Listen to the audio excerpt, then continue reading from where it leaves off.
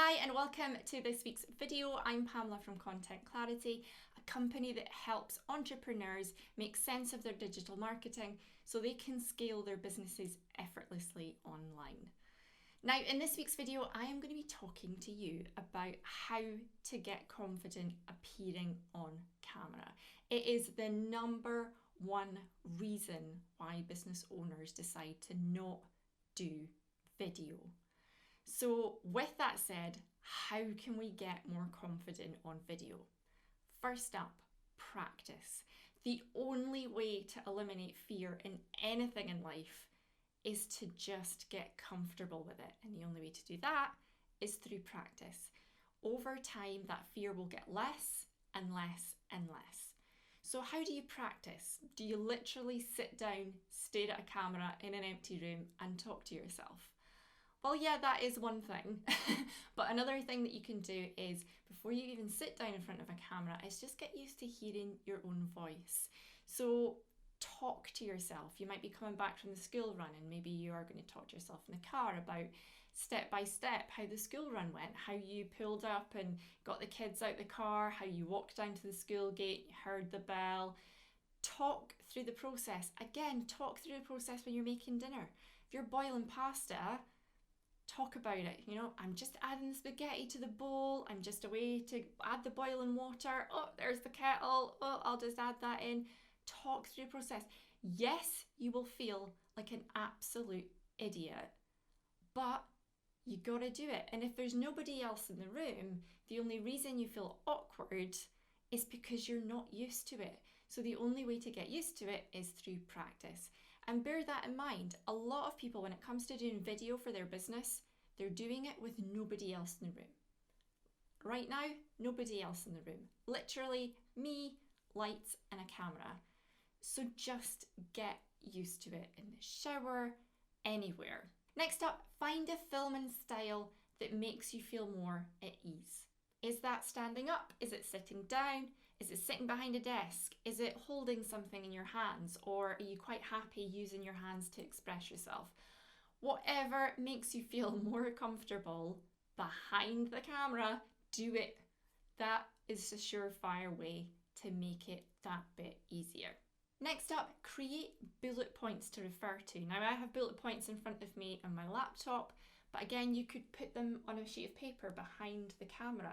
Just be careful where you put them so it's not so obvious that you're looking away from the camera lens. But again, if your filming style isn't so formal like this and it's more informal, you walking around, feel free to stick them all over the place and that you can glance to them whilst you're walking and the camera's not focusing on your eyes. So again, just make it easy. Now, there is teleprompters out there. They can be quite expensive, but if you are really, really struggling and you just cannot get the words out, feel free to go for a teleprompter. However, when it comes to teleprompters, I do still recommend that you stick to bullet points and you don't go full newsreader style and go for word, because people will tell that you're reading, and it's okay if people's eyes are going from left to right, but unless you're an absolute professional, there'll be no personality in it and you won't really get your point across and your passion won't be there, and it's your passion that keeps people compelled to watch what you've got to say next. So I do recommend bullet points at all times. Next up, remember that people are watching your video because they want to hear what you've got to say on your topic.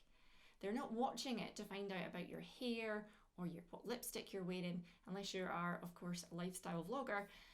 They are there to hear about your opinion, your recommendation, your tips, your tutorial, whatever your video is about. They're there to hear what you've got to say.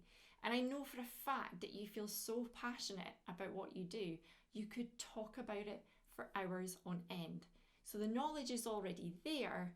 You just need to trust yourself enough to be able to get it out and actually tell it to people.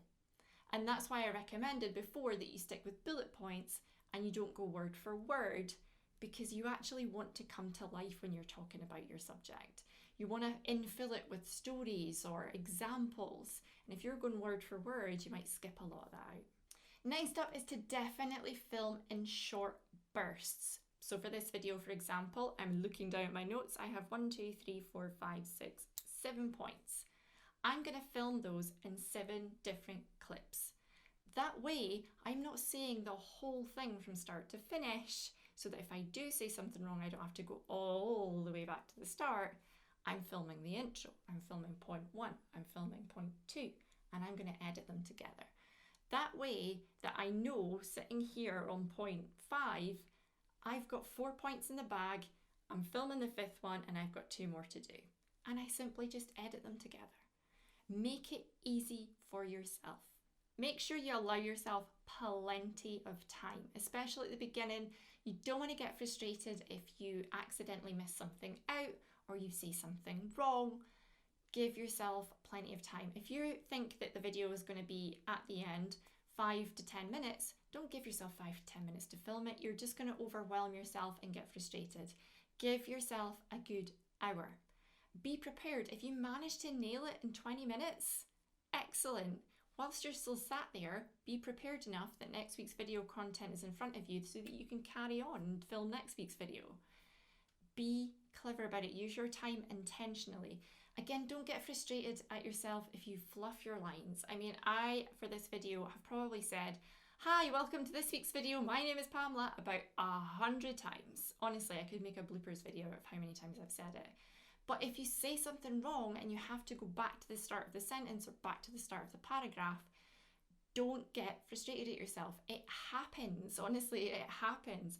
Just go straight back into that paragraph. You know, if it's, "Hi, welcome to this week's hi, welcome to this week's," just go straight back into it. Don't get too annoyed with yourself. It happens.